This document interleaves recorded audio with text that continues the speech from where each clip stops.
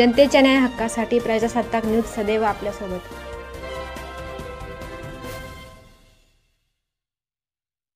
यांच्या उपस्थितीमध्ये शिर्डी येथे ते काँग्रेसचेच आहे मूळचे, म्हणजे बी.जे. खताळ पाटील साहेब काँग्रेसचे ज्येष्ठ नेते राहिले। तालुक्याच्या उभारणी राज्याच्या विकासामध्ये त्यांचं मोठं योगदान राहिले आणि हाच खताळ परिवाराचा वारसा, समाजकारणाचा वारसा पुढे नेणारे त्यांचे नातू विक्रमसिंहजी काँग्रेसमध्येच होते आणि काँग्रेसमध्येच आहे, परंतु विचार काही दिवस थोडेसं कामात सक्रिय नव्हते असं आपण म्हणूया आणि म्हणून काल काँग्रेसमध्ये ते सक्रिय प्रवेश घेतला। काँग्रेसमध्ये कालपासून सक्रिय झाले आणि का सक्रिय झाले काय तर आज ते पत्रकार परिषदेत उपस्थित आहेत। तुम्ही सगळेजण आलात, मी सगळ्यांचे स्वागत करतो। त्यांचं सभेत त्यांच्या सौभाग्यवती ताई खताळ या ठिकाणी, त्याचप्रमाणे विक्रमसिंह राजे खताळ या ठिकाणी उपस्थित, मी सगळ्यांचं स्वागत करतो आणि त्यांना विनंती करतो। आता इतिहास म्हणून थोडं सांगतो। त्यांनी 82 साली स्वतः निवृत्त व्हायचा निर्णय त्यांनी स्वतःने घेतला। या निर्णयानंतर माझे वडील स्वर्गीय सतीश खताळ पाटील हे काँग्रेसमध्ये काम करत होते, त्यांनाही वेळोवेळी संधी मिळत गेल्या। पी.के. सावंत असतील त्यावेळेस,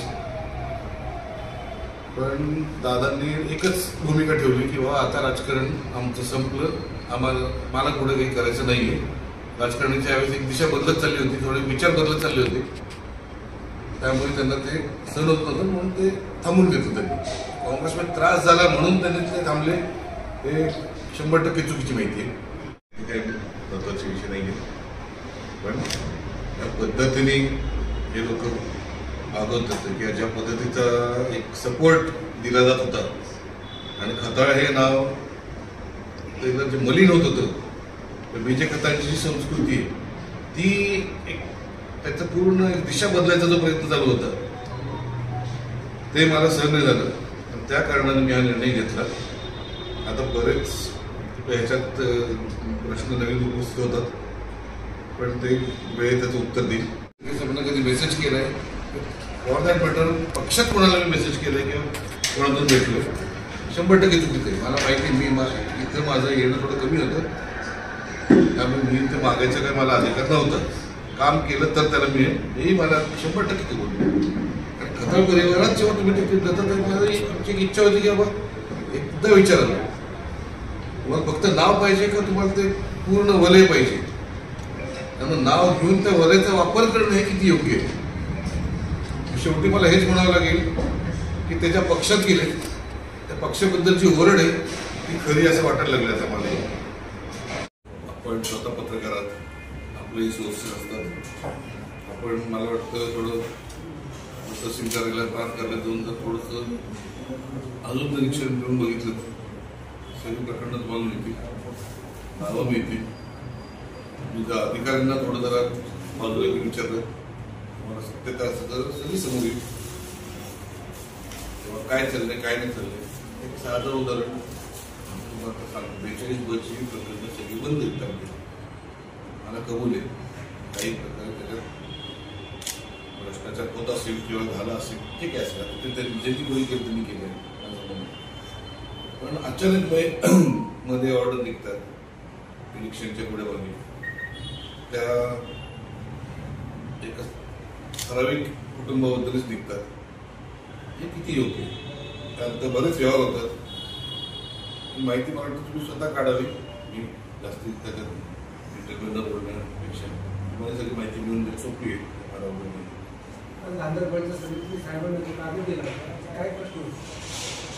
साहेबांनी विचारले का सगळे प्रश्न विचारले का साहेबांनी काय सांगितलं याच्याने माझेच प्रश्न आहेत, साहेबांनी सगळे प्रश्न विचारले, मला खरंच लक्षात नाही सगळे प्रश्न। बेसिक तेच होतं की बाबा प्रशासनाला ब्लॅकमेल करायचं, RTI कायदा वापरायचा, त्यातनं लोकांना ब्लॅकमेल करायचं,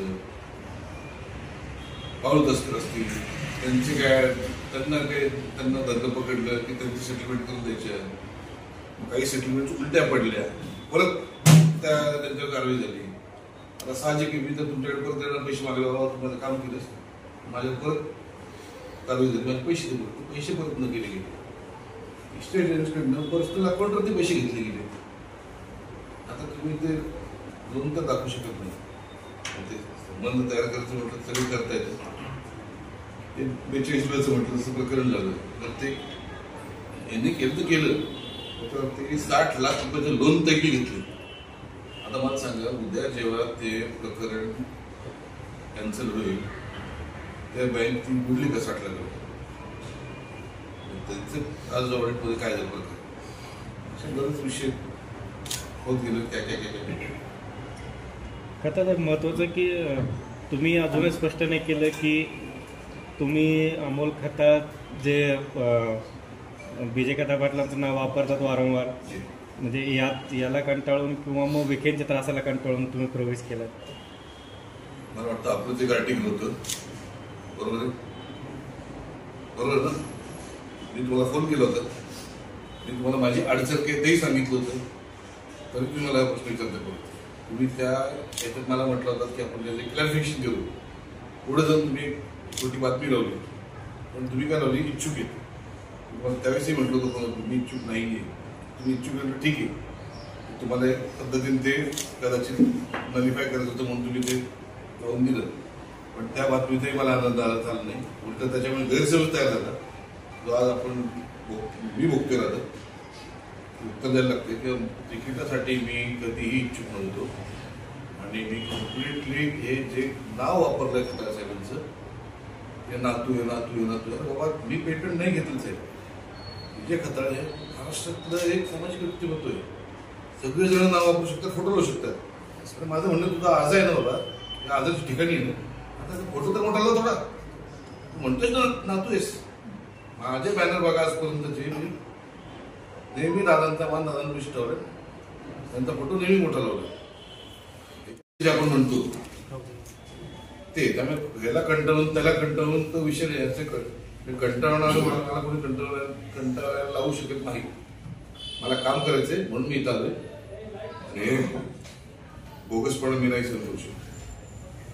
काय वाटतं बरं, अमोल खताळ उभे राहिले, बाळासाहेब थोरातांचं मतात देखील काही कमी होईल त्यांच्यामुळे? काय वाटतं नाही, काय निवडणुकीत काय भेटते? खरंच मी त्याच्यावर तुम्हाला नाही सांगताय, सांगता येणार नाही. पण मी आता काल आमच्याच गावातली सभा बघितली, त्याच्यावरनं तर मला वाटत नाही की असं काय होईल.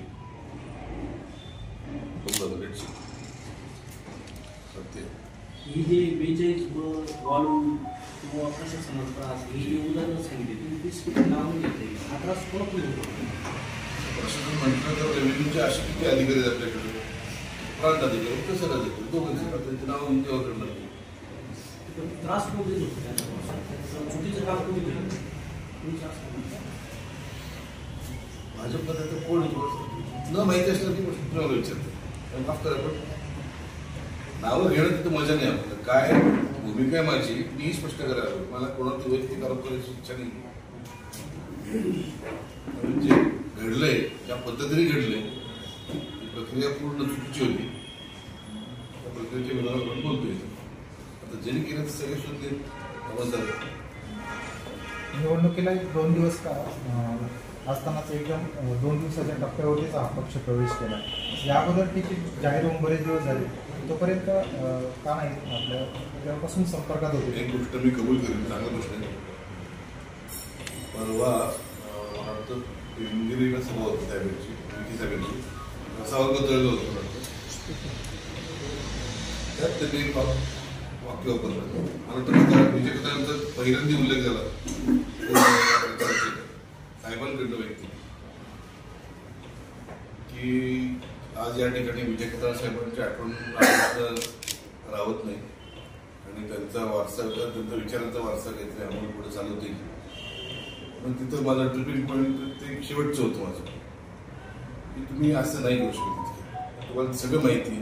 नंतर तुम्ही प्रचारासाठी नाव पाहिजे, त्यांनी तालुक्यासाठी काम केलंय, सगळं आयुष्य त्यांनी जे काय तुम्हाला होतं करते करा. तुम्ही कंपॅरिझन करताय सरळ सरळ, ते योग्य नाही.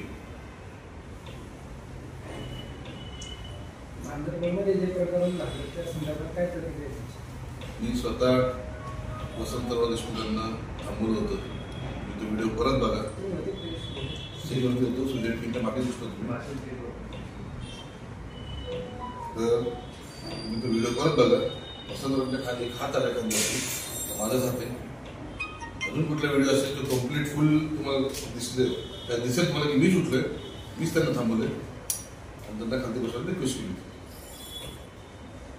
याच्या पलीकडे आता अजून काय म्हणजे दुसरं काही नव्हतं, कारण ते ऑलरेडी बोलून झालं होतं त्यांचं. त्यांना तिथं बसवणं गरजेचं होतं पहिले खाली. अजून काहीतरी तरी मला वाटतं त्यांनी शेवटच्या टप्प्यात काहीतरी अजून एक पॉईंट उपस्थित केला होता. आपण या अगोदर सक्रिय राजकारणात नव्हता, आता काँग्रेसमध्ये प्रवेश झाला. आगामी काळात आपण सक्रिय राजकारणात सक्रिय होणार आहे का? सामाजिक काम नक्की करणार आहे. मी जसं म्हटलं मगाशी, मी थोरात साहेबांना कुठलंही पद मागितलेलं नाही, काही माझ्या वाटाघाटी काही झालेलं नाही. काम मी करत राहणार आहे. आजपर्यंत खताळे पटेल म्हणून तालुक्यात काम करतोय. जे काय खालीचा वाटा असेल ते चालू ठेवणार आहे. साहेबांना वाटलं ते जबाबदारी द्यायची, साहेब देतील जबाबदारी. धरून तुम्ही काँग्रेसमध्ये प्रवेश केला, बाळासाहेब थोरातांचं नेतृत्व बघून तुम्ही काँग्रेस पक्षात मी बीजे खतांचं तुम्ही जर पहिलं विचारधारा बघितली, मला त्यांचा बऱ्यापैकी चेहरा पहिले मोदी सामने दिसायचा. वाटायचं की स्ट्रिक्ट कार्यक्रम होता त्यांचा, दादांचा पण सेम प्रकार होता. पुढे जाता काही खालती जेव्हा बघत गेलो मी, खालती सेम पॅटर्न होता राजकारणाचा, त्यात काही बदल नव्हता, स्ट्रक्चर सेम होतं.